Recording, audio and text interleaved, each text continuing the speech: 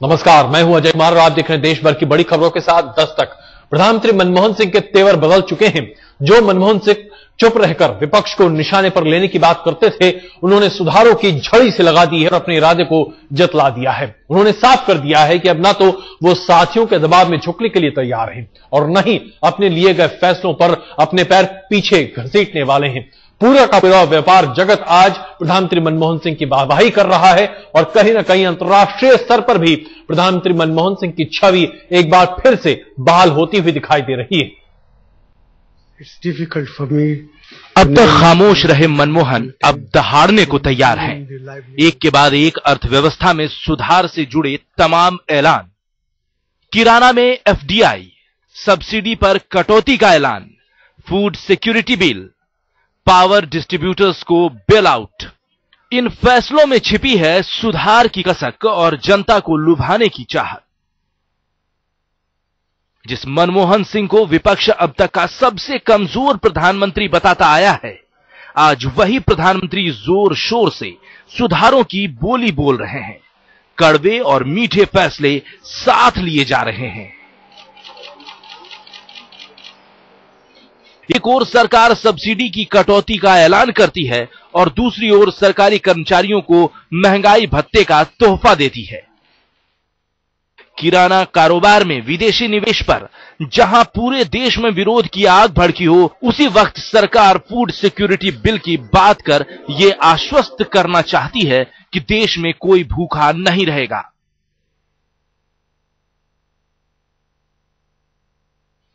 मनमोहन सिंह भी जानते हैं कि अगले 2 साल में उनकी सरकार को जनता के सामने अग्नि परीक्षा देनी है। वो बखूबी समझते हैं कि अगर सुधार के नाम पर सिर्फ कड़वे फैसले लिए तो चुनाव में लुटिया डूब सकती है। यही वजह है कि सुधार की कोशिशों में जो जख्म जनता को मिल रहे हैं, उस पर मरहम लगाने की तैयारी भी साथ साथ चल रही है। अर्थव्यवस्था और लोक लुभावन फैसलों के बीच तालमेल बिठाने में जुटी है मनमोहन सरकार। सरकार के सामने संकट छवि का भी है। बिगड़ती छवि को संभालने के लिए सरकार की तस्वीर बदलने की कोशिश भी शुरू हो चुकी है। जल्द ही मंत्रिमंडल का चेहरा भी बदला बदला नजर आएगा। कुछ पुराने चेहरों की छुट्टी होगी और कुछ नए खून मंत्रिमंडल में शामिल किए जाएंगे। मंत्रिमंडल में फेरबदल पर माथापच्ची शुरू हो चुकी है। अगले चंद दिनों में पूरे मंत्रिमंडल की तस्वीर भी सामने होगी। कांग्रेस भी अपनी तैयारी में जुटी है। पार्टी के स्तर पर भी तमाम फेरबदल की गुंजाइश है। सरकार के कामकाज को जनता के सामने बेहतर तरीके से पेश करने की कोशिश की जाएगी। तमाम राज्यों में बदलाव की गुंजाइश नजर आ रही है। खास तौर पर नजर उन राज्यों पर होगी जो अगले चंद महीनों में चुनाव देखने वाले हैं। अच्छी छवि वाले चेहरों को राज्यों की कमान सौंपी जा सकती है। कांग्रेस के युवराज भी पार्टी में अहम पद लेकर जनता से पार्टी को जोड़ने की जिम्मेदारी निभाएंगे। आज तक ब्यूरो।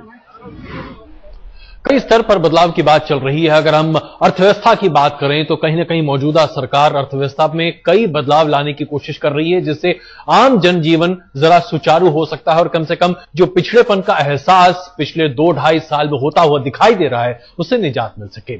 अगले चंद दिनों में सरकार में कई बदलाव देखने को मिल सकते हैं। कई मंत्रियों के विभाग बदले जा सकते हैं। कुछ बोझ भी हल्का किया जा सकता है, ऐसा कहा जा रहा है। सारी कवायद है छवि सुधारने की। महंगाई और जन विरोधी फैसलों को एक तरह से सरकार जो झेलती चली आ रही है, अब अपने चेहरे के साथ साथ सरकार अपनी तकदीर बदलने की कोशिश भी कर रही है। मिशन है 2014 के लोकसभा चुनाव। सोनिया के दरवाजे पर हाजिर होते नेता, इस उम्मीद में कि जल्दी नंबर लग जाए, क्योंकि खबर है कि जल्द ही मनमोहन सरकार की तस्वीर बदलने वाली है। कुछ चेहरे इनाम के हकदार होंगे, कुछ सजा पाएंगे और कुछ पार्टी की जिम्मेदारियों से नवाजे जाएंगे। 2014 में जनता के सामने जाने से पहले छवि बदलना चाहती है मनमोहन सरकार। सरकार न दाग होना चाहती है और न ही उन चेहरों को जिन पर काम न करने का ठप्पा लगा है। सरकार में बदलाव की बयार बह चुकी है।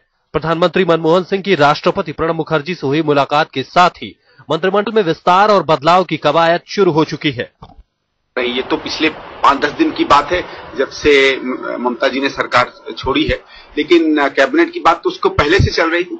तो उन दोनों को आप सीधे सीधे एक दूसरे से मिला के ना देखिए।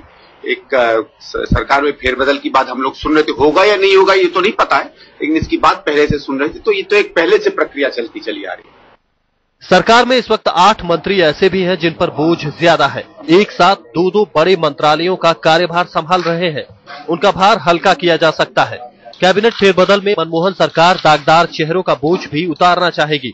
उन मंत्रियों की छुट्टी हो सकती है जिनके कामकाज पर सवाल उठते रहे हैं, या फिर जिनके कामकाज की वजह से सरकार की साख पर बट्टा लगा है। चुनाव में 2 साल बचे हैं। इससे पहले छवि सुधारने की कोशिश में ऐसे चेहरों को मौका दिया जा सकता है जो जनता में ज्यादा विश्वसनीय लगे। इसके लिए युवाओं को मौका मिलना भी तय है।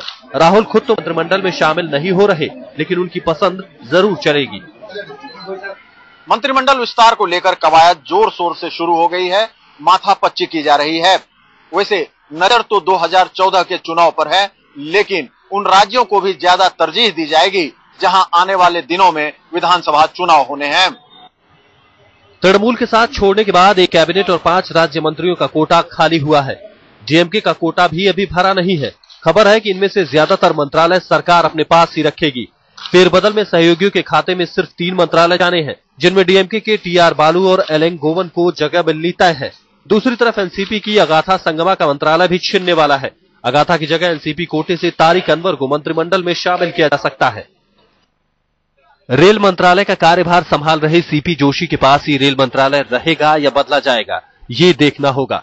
4 अहम मंत्रालय गृह, रक्षा, विदेश और वित्त मंत्रालयों में कोई फेरबदल नहीं होगी, ये भी पक्का है। खबर है कि लालू और पासवान भी सरकार में शामिल होने की जुगत भिड़ा रहे हैं, लेकिन कांग्रेस अभी शायद नीतीश को नाराज नहीं करना चाहती, इसलिए उन दोनों को सरकार में शामिल करने के मूड में नहीं।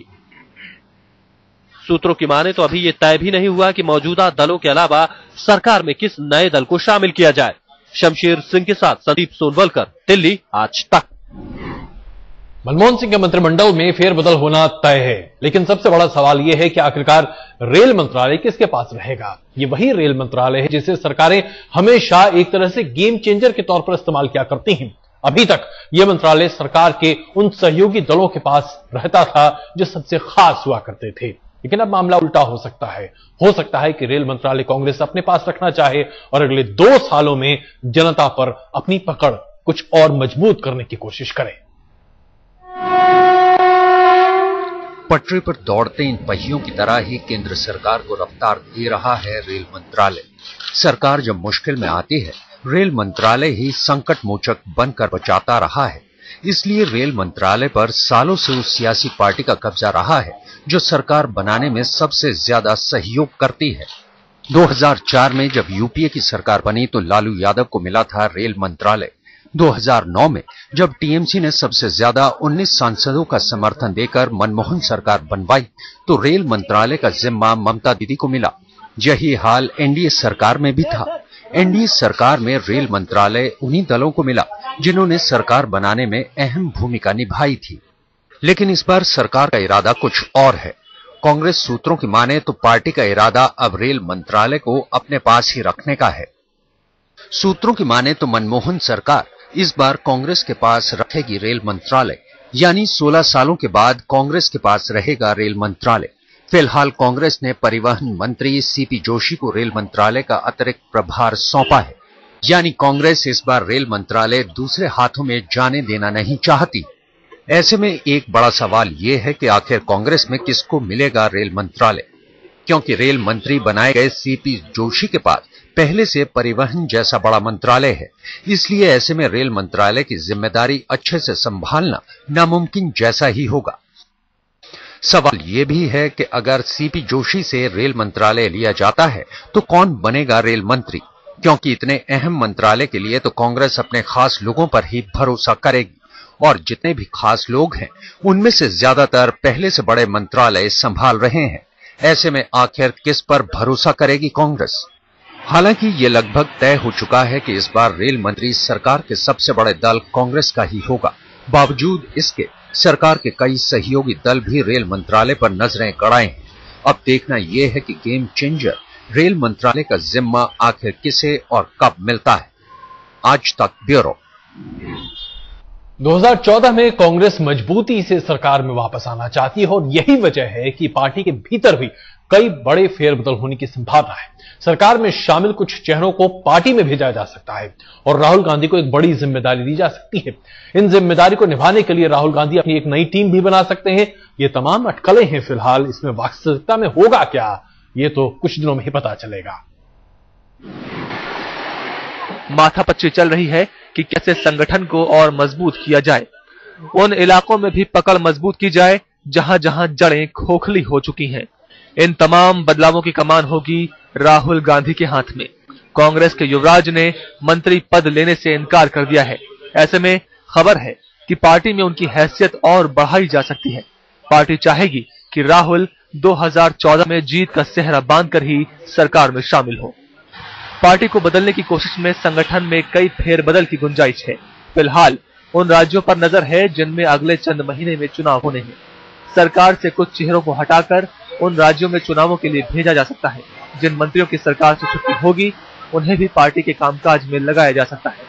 चुनाव से पहले कुछ राज्यों के प्रभारी भी बदले जाएंगे, ये तय है।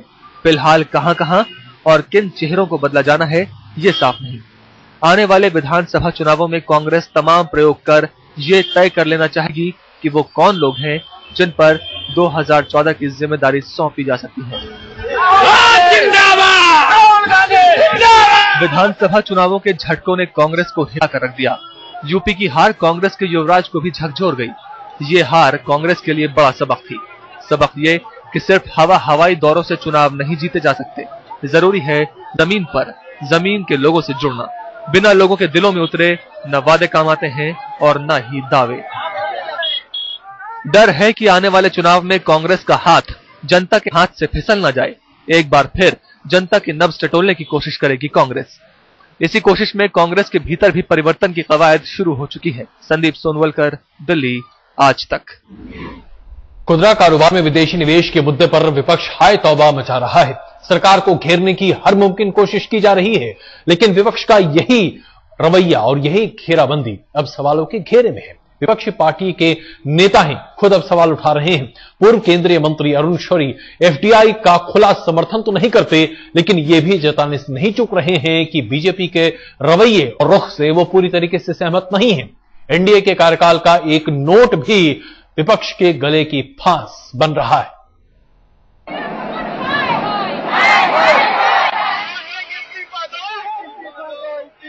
किराना में एफडीआई पर विपक्ष का हंगामा, विरोध पुरजोर रहा।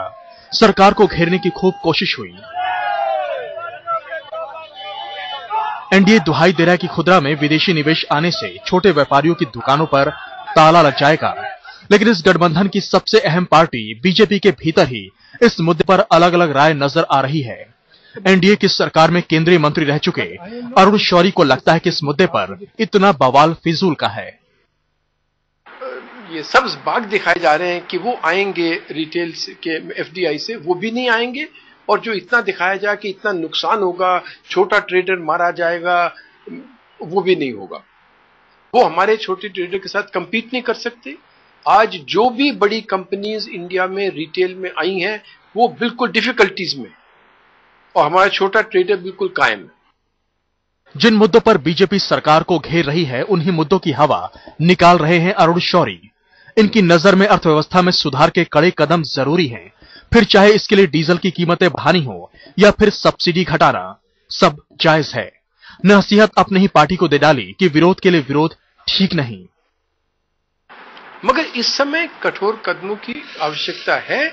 उसमें से जो 3 कदम अनाउंस किए गए, उसके एक कदम के पक्ष में मैं हूं, और वो है डीजल प्राइस को इंक्रीज करना। एफडीआई में कुछ ना दम है ना कुछ नहीं है।